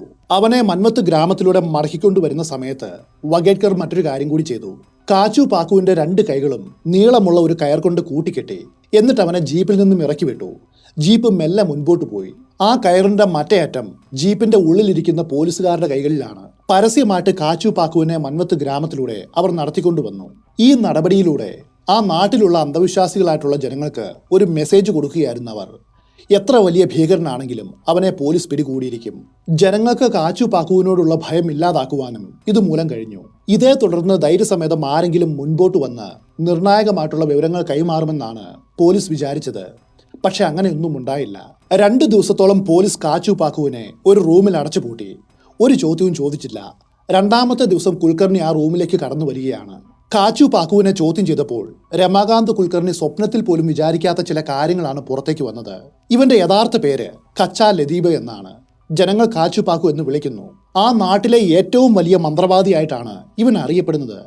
എന്നാൽ യഥാർത്ഥത്തിൽ അവന് യാതൊരു കഴിവുമില്ല. മന്ത്രവാദം എന്താണെന്ന് പോലും ഇവൻ അറിയത്തില്ല. ആളുകളുടെ കണ്ണിൽ പൊടിയിട്ട് ജീവിച്ചു വരുന്ന ഒരു തട്ടിപ്പുകാരൻ മാത്രമായിരുന്നു ഈ കാച്ചു പാക്കു. മൻവത്തിൽ നടക്കുന്ന നരബലികളുമായിട്ട് ഇവന് യാതൊരു ബന്ധവുമില്ല. എങ്കിലും കാച്ചു പാക്കു മറ്റൊരു കാര്യം ചെയ്തിരുന്നു. ഉത്തം റാവുവിന്റെ വീട്ടിൽ ഇവനും ചില പൂജകൾ ചെയ്തിട്ടുണ്ട്. ആ പൂജകൾ നിധി എടുക്കുന്നതുമായിട്ട് ബന്ധപ്പെട്ടാണോ എന്ന് ചോദിച്ചപ്പോൾ കാച്ചു പാക്കു പറഞ്ഞത് മറ്റൊന്നാണ്. ഉത്തം റാവു പൂജകൾ ചെയ്യുവാനായിട്ട് തന്നെ വിളിച്ചു വരുത്തിയത് നിധി എടുക്കുവാനല്ല, മറിച്ച് രുക്മിണിക്ക് സന്താനഭാഗ്യം ഉണ്ടാകുവാനാണ്. 30 വയസ്സേ ഉള്ളൂ രുക്മിണിയുടെ പ്രായം. പക്ഷെ ഇതിനിടയിൽ അവരുടെ ശരീരത്തിൽ ചില മാറ്റങ്ങൾ സംഭവിച്ചിരുന്നു. ഒരു ദിവസം രുക്മിണിയുടെ ആർത്തവ ചക്രം നിലയ്ക്കുകയാണ്. അവർക്കിനി കുട്ടികൾ ഉണ്ടാവില്ല. ഉത്തം റാവു പല ചികിത്സകളും ചെയ്തു നോക്കി. ഒന്നും ഫലിച്ചില്ല. ഒടുവിലാണ് മന്ത്രവാദത്തിലേക്ക് തിരിഞ്ഞത്. അതിനായിട്ട് നാട്ടിലെ വ്യാജ മന്ത്രവാദിയായ കാച്ചു പാക്കുവിനെ വിളിച്ചു വരുത്തി ചില പൂജകൾ ചെയ്തു. അതും ഫലിച്ചില്ല. അവസാനം ഉത്തം റാവു, നിനക്ക് മന്ത്രവാദവും ഒരു കുന്തവും അറിയില്ല, ഞാൻ വേറെ ആളുകളെ നോക്കിക്കൊള്ളാമെന്ന് പറഞ്ഞ് കാച്ചു പാക്കുവിനെ തെറിയും പറഞ്ഞ് വീട്ടിൽ നിന്നും ഇറക്കി വിടുകയാണ് ചെയ്തത്. ഇത്രയുമാണ് ഇയാൾക്കറിയൂ. ഈ കേസുമായിട്ട് കാച്ചു പാക്കുവിന് ആകെയുള്ള ബന്ധവും ഇതാണ്. തന്നെ പോലീസ് തിരയുന്നുണ്ടെന്നറിഞ്ഞ് പേടിച്ചാണ് അയാൾ ഒളിവിൽ പോയത്. ഈ ചോദ്യം ചെയ്യലിൽ നിന്നും CIDകൾക്ക് 2 കാര്യം മനസ്സിലായി. ഒന്ന്, രുക്മിണിക്ക് കുട്ടികൾ ഉണ്ടാവില്ല. അതിനായിട്ട് അവർ ചില മന്ത്രവാദ കർമ്മങ്ങൾ ചെയ്യുന്നുണ്ട്. 2, കാച്ചു പാക്കുവിന്റെ മൊഴി പ്രകാരം മറ്റൊരു മന്ത്രവാദിയുടെ സാന്നിധ്യം ഈ കേസിൽ ഉണ്ടാകുവാൻ സാധ്യതയുണ്ട്. കുൽക്കർണി അയാളോട്, നിന്നെ കൂടാതെ ഈ നാട്ടിൽ വേറെ ആരൊക്കെയാണ് പേര് കേട്ട മന്ത്രവാദികളെന്ന് ചോദിച്ചു. കാച്ചു പാക്കു അദ്ദേഹത്തിന് മൻവത്ത് ഗ്രാമത്തിലും അതുപോലെ അതിന്റെ പരിസര ഗ്രാമങ്ങളിലുമുള്ള പേര് കേട്ട ഏതാനും മന്ത്രവാദികളുടെ പേരുകൾ നൽകി. അതിൽ ഒരു പേരായിരുന്നു ഗൺപത്ത് സാൽവേ. ഈ പേര് പ്രത്യേകമായിട്ട് നോട്ട് ചെയ്തു വയ്ക്കുക. ഇപ്പോൾ പോലീസിന്റെ കൈവശം ഗൺപത്ത് സാൽവേ അടക്കം നിരവധി മന്ത്രവാദികളുടെ പേരുകളുണ്ട്. കാച്ചു പാക്കുവിനെ ഒഴിവാക്കിയ ശേഷം ഉത്തം റാവു മറ്റൊരു മന്ത്രവാദിയെ വിളിച്ചിട്ടുണ്ടെങ്കിൽ അതാരായിരിക്കും? പോലീസിന്റെ ആ ആശയക്കുഴപ്പത്തെ പരിഹരിക്കുവാനായിട്ട് ആ സമയത്തും മറ്റൊരു ലീഡ് ഉയർന്നു വന്നു. CID ടീമിനെ ഫോളോ ചെയ്ത ശങ്കർ എന്ന വ്യക്തിയെ ഫോളോ ചെയ്യുവാനായിട്ട് ഒരു കോൺസ്റ്റബിളിനെ നിയോഗിച്ച കാര്യം മുൻപ് പറഞ്ഞിരുന്നല്ലോ. ആ കോൺസ്റ്റബിളിന്റെ പേര് നവാദെ എന്നാണ്. നവാദെ വേഷം മാറി സദാസമയവും ശങ്കറിനെ പിന്തുടർന്നു. ഇതിനിടയിൽ ഒരു കാര്യം അയാൾ ശ്രദ്ധിച്ചിരുന്നു. ശങ്കർ സദാസമയവും മദ്യപിച്ചാണ് നടക്കുന്നത്. പക്ഷേ കണ്ണിൽ കാണുന്ന ക്ഷേത്രങ്ങളിലെല്ലാം പോയിട്ട് അയാൾ തൊഴുതുകൊണ്ട് നിൽക്കും. എന്തോ ഒരു കുറ്റബോധം അയാളെ അലട്ടുന്നുണ്ടെന്ന് നവാദയ്ക്ക് മനസ്സിലായി. അയാൾ മെല്ലെ മെല്ലെ ശങ്കറുമായിട്ട് സൗഹൃദം സ്ഥാപിച്ചു. പിന്നെ ഒരുമിച്ചിരുന്ന് മദ്യപിക്കാൻ തുടങ്ങി. ആ മദ്യലഹരിയിൽ ചില വാക്കുകൾ, അതായത് സൂചനകൾ ശങ്കറിൽ നിന്നും പുറത്തേക്ക് വന്നു. ഗ്രാമത്തിൽ ഇതുവരെയും നടന്നിട്ടുള്ള 7 കൊലകൾക്കും പിന്നിൽ ആരാണുള്ളതെന്ന് ശങ്കറിന് വ്യക്തമായിട്ടും അറിയാം. പക്ഷെ അയാൾ അത് നവാദയോട് തുറന്നു പറഞ്ഞില്ല. പക്ഷേ ഉത്തംറാവു ഭരാട്ടെ രണ്ടാമത് സമീപിച്ച മന്ത്രവാദിയുടെ പേര് അയാളിൽ നിന്നും പുറത്തേക്ക് വന്നു. അത് ഗൺപത് സാൽവെ എന്നായിരുന്നു. കാച്ചു പാക്കു കൊടുത്ത മന്ത്രവാദികളുടെ ലിസ്റ്റിൽ ഈ ഗൺപത് സാൽവെയുമുണ്ട്. അതോടൊപ്പം ഉത്തം റാവുവിന്റെ ജോലിക്കാരനായ ശങ്കറും പറയുന്നു ഗൺപത് സാൽവെയാണ് മാന്ത്രിക കർമ്മങ്ങൾ ചെയ്തത് എന്ന്. എത്രയും വേഗം മന്ത്രവാദി ഗൺപത് സാൽവെയെ കണ്ടുപിടിക്കുവാൻ കുൽക്കർണി തീരുമാനിച്ചു. അവനെ കണ്ടുപിടിക്കുവാനായിട്ട് കഴിഞ്ഞാൽ ഈ കേസ് തെളിയുമെന്ന് അദ്ദേഹത്തിനൊരു തോന്നലുണ്ടായി. അഞ്ചാമത്തെ ഇരയുടെ പേര് കലാവതി എന്നാണ്. വയസ്സ് 30. 1973 ജൂൺ 29 അവർ കൊല്ലപ്പെട്ടത്. കലാവതി അന്ന് വെള്ളമൊഴുക്കില്ലാത്ത വറ്റി വരണ്ട ഒരു കനാലിന്റെ അടിയിൽ നിന്നും ഉണങ്ങിയ വിറകുകൾ ശേഖരിക്കുകയായിരുന്നു. അവർക്ക് മുകളിലായിട്ട് നല്ല ഉയരത്തിൽ ഒരു പാലമുണ്ട്. ഇത്തവണ കൊലയാളികൾ കോടാലി ഉപയോഗിച്ചല്ല കൃത്യം നടത്തിയത്. അവർ ആ പാലത്തിന്റെ മുകളിൽ നിന്നുകൊണ്ട് വലിയൊരു കല്ലെടുത്ത് താഴെ നിൽക്കുന്ന കലാവതിയുടെ തലയിലേക്കിട്ടു. സംഭവ സ്ഥലത്ത് തന്നെ അവർ കൊല്ലപ്പെട്ടു. കലാവതിയുടെ ഭർത്താവ് ആ സമയത്ത് മാർക്കറ്റിൽ പോയിരിക്കുമായിരുന്നു. അയാൾ മടങ്ങി വന്നപ്പോൾ ഭാര്യയെ കണ്ടില്ല. അയൽവാസികളോട് അന്വേഷിച്ചു. അവരെല്ലാവരും പറഞ്ഞത് കലാവതി വിറക് പെറുക്കുവാനായിട്ട് കനാലിന്റെ അരികിലേക്ക് പോയെന്നാണ്. അധികം വൈകാതെ അവൾ മടങ്ങി വരുമെന്ന് അയാളും വിചാരിച്ചു. എന്നാൽ അന്ന് വൈകുന്നേരമായിട്ടും കലാവതി വീട്ടിലെത്തിയില്ല. അതോടെ ഏതാനും ആളുകൾ ചേർന്ന് അവളെ തിരയുവാൻ ആരംഭിച്ചു. ഒടുവിൽ അവർ കലാവതി കൊല്ലപ്പെട്ട പാലത്തിന്റെ അടിയിൽ എത്തിച്ചേരുകയാണ്. അവിടെ ആകെ രക്തം തളം കെട്ടിയതുപോലെ കാണപ്പെട്ടു. കൂടാതെ ജഡം ആരോ വലിച്ചുകൊണ്ടു പോയതിന്റെ അടയാളവും കാണാം. ദൂരേക്ക് ചോരച്ചാലുകൾ നീണ്ടുപോകുന്നുണ്ട്. 2 ദിവസം കഴിഞ്ഞ മറ്റൊരു പാന്ത്രിയ സ്റ്റോണിന്റെ അടുത്തു നിന്നും കലാവതിയുടെ ജഡം കിട്ടി. ഒരു ആഭിചാര കർമ്മം നടന്നതിന്റെ എല്ലാ ലക്ഷണവും ഈ ജഡത്തിലും കാണപ്പെട്ടു. 6ാമത്തെ ഇര 10 വയസ്സുള്ള ഹലീമ എന്ന പെൺകുട്ടിയായിരുന്നു. 1973 ജൂലൈ 13 അവളെ കാണാതാകുന്നത്. സമീപത്തുള്ള മാർക്കറ്റിൽ കച്ചികൾ വിറ്റ ശേഷം വീട്ടിലേക്ക് ഏകയായിട്ട് മടങ്ങിയ ഹലീമ അപ്രത്യക്ഷയായി. 2 ദിവസം കഴിഞ്ഞ് മറ്റൊരു പാന്ത്രിയ സോണിന്റെ അടുത്തു നിന്നും അവളുടെ ജഡം കണ്ടുകിട്ടി. 46 മുറിവുകളായിരുന്നു ആ കുട്ടിയുടെ ജഡത്തിൽ ഉണ്ടായിരുന്നത്. 7ാമത്തെ ഇരയുടെ ഡീറ്റെയിൽസ് ഈ വീഡിയോയുടെ തുടക്കത്തിൽ നമ്മൾ കണ്ടതാണ്. പാർവതി ഭായ് ബരാട്ടെ. ഈ 7 ദുരൂഹ മരണങ്ങളുടെ പിന്നിലെ യാഥാർത്ഥ്യം പുറത്തു കൊണ്ടുവരുവാനാണ് CID ടീം ഇപ്പോൾ എത്തിയിരിക്കുന്നത്. ഇതിനിടയിൽ മറ്റൊരു നിർണായകമായ വിവരം കുൽക്കർണിക്ക് കിട്ടുകയാണ്. ആദ്യത്തെ 2 കൊലകൾ നടന്നതിന്റെ തൊട്ടു പിന്നാലെ പോലീസ് സ്റ്റേഷനിലേക്ക് ഒരു അജ്ഞാത കത്ത് വന്നിരുന്നു. ആ കത്തിൽ എഴുതിയിരുന്നത് ഇങ്ങനെയാണ്: ഇതൊരു തുടക്കം മാത്രമാണ്. മൻവത്തിൽ ഇനിയും കൊലകൾ നടക്കും. തുടക്ക സമയത്ത് ഈ കേസ് കൈകാര്യം ചെയ്തിരുന്ന ഓഫീസർ ആ കത്തിനെ നിസാരമായിട്ട് തള്ളിക്കളയുകയാണ് ചെയ്തത്. അയാൾ അതിനെ കാര്യമായിട്ട് എടുത്തില്ല. പക്ഷേ കുൽക്കർണി ആ കത്ത് വീണ്ടും വീണ്ടും പരിശോധിച്ചു. ഇതൊരു മുന്നറിയിപ്പാണെന്ന് അയാൾക്ക് മനസ്സിലായി. മൻവത്തിൽ നടക്കുന്ന നരബലികളുമായിട്ട് നേരിട്ട് ബന്ധമുള്ള ആരോ പോലീസിന് കൊടുത്ത മുന്നറിയിപ്പാണ്. മാത്രവുമല്ല, കത്തിലെ കയ്യക്ഷരം ഒരു കുട്ടിയുടെ പോലെയാണ് കാണപ്പെട്ടതും. ഈ അജ്ഞാത കത്തിന്റെ ഉറവിടത്തെക്കുറിച്ച് അദ്ദേഹം സമീപത്തുള്ള സ്കൂളിൽ പോയിട്ട് അന്വേഷിച്ചു. അതൊരു ഏകാധ്യാപക വിദ്യാലയമാണ്. ഒരു അധ്യാപിക മാത്രമാണ് അവിടെ ക്ലാസ് എടുക്കുന്നത്. ചെറിയ കുട്ടികളാണ് പഠിക്കുന്നത് എല്ലാം. കത്തിലെ ആ കയ്യക്ഷരം കണ്ടതും ടീച്ചർക്ക് ഒരു സംശയം തോന്നി. ഇത് കമലിയുടെ കയ്യക്ഷരമായിരിക്കുമോ? വേഗം തന്നെ ആ സ്കൂളിൽ പഠിക്കുന്ന കമലി എന്ന പെൺകുട്ടിയുടെ നോട്ട്ബുക്ക് എടുത്ത് ഈ കത്തുമായിട്ട് ഒത്തുനോക്കി. കയ്യക്ഷരം പെർഫെക്റ്റ് ആയിട്ട് മാച്ചാണ്. ഈ കമലി വേറെ ആരുമല്ല, രുക്മിണിയുടെ അനുജത്തി സമുദ്രിയുടെ മകളാണ്. കുൽക്കർണി അമ്പരന്നു പോയി. സമുദ്രി കൊലപാതകത്തെക്കുറിച്ച് പോലീസിന് മുന്നറിയിപ്പ് കൊടുത്തു എന്നാണ് ഇതിൽ നിന്നും മനസ്സിലാക്കേണ്ടത്. എന്നാൽ ഈ ഒരു ചെറിയ തെളിവ് വെച്ച് അവരെ ചോദ്യം ചെയ്യുവാനും കഴിയില്ല. യഥാർത്ഥ ഇരകൾ വഴുതിപ്പോകും. വല ഇനിയും മുറുകണം. കൂടുതൽ തെളിവുകൾ കണ്ടെത്തണം. അദ്ദേഹം വിചാരിച്ചതുപോലെ ആ തെളിവുകൾ ഏതാനും ദിവസങ്ങൾ കഴിഞ്ഞപ്പോൾ അദ്ദേഹത്തെ തേടി വന്നു. അത് മന്ത്രവാദി ഗൺപത് സാൽവെയുടെ രൂപത്തിലായിരുന്നു. സാൽവയെക്കുറിച്ച് അന്വേഷിക്കുവാനായിട്ട് പോയത് CID വഗേക്കറാണ്. അദ്ദേഹം ഗൺപത് സാൽവെയുടെ വീട് കണ്ടുപിടിച്ചു. എന്നാൽ അയാൾ അവിടെ ഇല്ലായിരുന്നു. ആ വീട്ടിലുള്ള ആളുകളോടും പിന്നെ സമീപത്തുള്ള ആളുകളോടും അന്വേഷിച്ചപ്പോൾ ഗൺപത് സാൽവയെ ഏതാനും മാസങ്ങളായിട്ട് ഇവിടെ കാണുവാനില്ല എന്നറിയുവാൻ കഴിഞ്ഞു. സാൽവയുടെ ഭാര്യയും പറഞ്ഞത് അയാളെക്കുറിച്ച് യാതൊരു അറിവുമില്ല എന്നാണ്. എന്നാൽ ആ സ്ത്രീ എന്തോ ഒളിക്കുന്നതായിട്ട് വഗേക്കറിന് തോന്നി. അദ്ദേഹം ഏതാനും പോലീസുകാരെ മഫ്തിയിൽ ആ വീടും പരിസരവും നിരീക്ഷിക്കുവാനായിട്ട് ഏർപ്പാടാക്കി. എന്നിട്ട് മന്മത്തിലേക്ക് മടങ്ങി. ഈ നീക്കം വളരെയേറെ ഗുണം ചെയ്തു. അല്പ ദിവസം കഴിഞ്ഞപ്പോൾ ഒരു പോസ്റ്റ്മാൻ ആ വീട്ടിലേക്ക് ഒരു കത്തുമായിട്ട് വരികയാണ്. വീട്ടുകാരുടെ കയ്യിൽ കത്ത് കിട്ടും മുൻപായിട്ട് മഫ്തിയിൽ ഉണ്ടായിരുന്ന ഒരു പോലീസുകാരൻ ആ കത്ത് വാങ്ങിച്ചെടുത്തു. കത്തിലെ പോസ്റ്റൽ അഡ്രസ് പരിശോധിച്ചപ്പോൾ ബരാമട്ടി എന്നു പേരുള്ള ഒരു സ്ഥലത്തു നിന്നുമാണ് ആ കത്ത് വന്നത് എന്ന് മനസ്സിലായി. 1974 ജനുവരി 1 CID വഗാക്കറും കൂട്ടരും നേരെ ബരാമട്ടിയിലേക്ക് പുറപ്പെടുകയാണ്. ബരാമട്ടിയിൽ അവർ ഏതാനും ദിവസം അന്വേഷണം നടത്തി. ഒടുവിൽ ഗൺപത് സാൽവെ ഒളിച്ചിരിക്കുന്ന സ്ഥലം കണ്ടുപിടിക്കുവാൻ കഴിഞ്ഞു. അദ്ദേഹം വേഗം തന്നെ ഗൺപത് സാൽവെ അറസ്റ്റ് ചെയ്ത് മൻവത്തിലേക്ക് കൊണ്ടുവന്നു. എന്നാൽ ഇതിനിടയിൽ മനാവത്തിൽ മറ്റൊരു കാര്യം സംഭവിച്ചിരുന്നു. ഞെട്ടിക്കുന്നൊരു കാര്യം. 8ാമത്തെ കൊല നടന്നു. ഇത്തവണ കൊലയാളികൾക്ക് ഇരയായത് ഒരാളായിരുന്നില്ല, 2 പേരായിരുന്നില്ല, മറിച്ച് 3 മനുഷ്യരായിരുന്നു. 1974 ജനുവരി 4 ഉമാജി ലിംബാജി എന്ന ഒരാൾ തൻ്റെ കുടിലിൽ നിന്നും പുറത്തിറങ്ങി. മനാവത്തിലുള്ള ബാലാഫായ് ലാഡ് എന്ന ധനികന്റെ കീഴിൽ കൂലിപ്പണി ചെയ്യുന്ന ഒരാളായിരുന്നു ഈ ഉമാജി. ബാലാഫാവുലാട് ഉമാജിക്ക് താമസിക്കുവാനായിട്ടൊരു കുടിൽ കെട്ടിക്കൊടുത്തിട്ടുണ്ട്. അന്ന് തന്റെ കുടിലിന്റെ മുറ്റത്ത് നിൽക്കുമ്പോൾ ഉമാജി ഒരു കാഴ്ച കണ്ടു. അയാളുടെ കുടിലിന്റെ മുൻപിലായിട്ട് വിശാലമായിട്ടുള്ള ഒരു ചോളപ്പാടമുണ്ട്. ആ ചോളപ്പാടത്തിനും അപ്പുറം ഒരു റോഡ് കടന്നു പോകുന്നുണ്ട്. ഉമാജി നോക്കുമ്പോൾ കാണുന്ന കാഴ്ച ഇതാണ്. 35 വയസ്സുള്ള ഹരിഭായ് എന്ന യുവതി തലയിൽ ഒരു കുട്ടയുമായിട്ട് ആ റോഡ് വഴി നടന്നു പോകുന്നു. ഹരിഭായുടെ തൊട്ടു പിന്നാലെ അവളുടെ 9 വയസ്സുള്ള താരാവതി എന്ന മകൾ നടക്കുന്നുണ്ട്. താരാവതിയുടെ ഒക്കത്ത് 1 വയസ്സുള്ള ഒരു കുഞ്ഞുണ്ട്. അവളുടെ അനുജനാണ്, പേര് കമൽ. പെട്ടെന്ന് ഉമാജി ആ റോഡിൽ നിന്നും ഒരു നിലവിളി കേട്ടു. എന്താണ് കാര്യമെന്നറിയുവാനായിട്ട് അയാൾ അല്പം ഉയരമുള്ള ഒരു സ്ഥലത്ത് കയറി നോക്കി. ഉമാജി അവിടെ കണ്ട കാഴ്ച ഇതാണ്. ശങ്കർ എന്നു പേരുള്ള ഒരാൾ ഹരിഭായിയെ അരക്കി പിടിച്ച് നിർത്തിയിരിക്കുന്നു. അതേ സമയത്ത് സോപ്പൻ എന്നു പേരുള്ള മറ്റൊരാൾ ഒരു കോടാലി കൊണ്ട് ഹരിഭായുടെ തലയിൽ ആഞ്ഞടിക്കുന്നു. അടിയേറ്റ ഹരിഭായ് നിലത്തേക്ക് വീണു. അമ്മ വീഴുന്നത് കണ്ട് ഭയന്നു പോയ താരാമതി പിന്തിരിഞ്ഞ് ഓടുവാനായിട്ട് ശ്രമിച്ചു. പക്ഷേ കൊലയാളികൾ അവളെ ഓടിച്ചിട്ട് പിടികൂടി. പിന്നെ താരാമതിയെയും ആ കൈക്കുഞ്ഞിനെയും കോടാലി കൊണ്ട് അടിച്ചു കൊന്നു. ഈ കാഴ്ച കണ്ട് വിറച്ചുപോയ ഉമാജി വേഗം വസ്ത്രവും മാറി റോഡിലെത്തി. എന്നിട്ട് ആദ്യം കണ്ട ബസ്സിന് കൈ കാണിച്ചു. ആ ബസ്സിൽ കയറി ഏറ്റവും അടുത്തുള്ള റെയിൽവേ സ്റ്റേഷനിൽ ഇറങ്ങി അവിടെ നിന്നും ഇരേഗാവ് എന്ന ഗ്രാമത്തിലേക്ക് പോയി. അവിടെയാണ് അയാളുടെ അമ്മാവൻ താമസിക്കുന്നത്. അമ്മാവന്റെ വീട്ടിൽ വിറച്ചുകൊണ്ട് അയാൾ 4 ദിവസം കഴിഞ്ഞുകൂടി. കാരണം അയാൾ കണ്ടത് ഒരു കൊലപാതകമാണ്.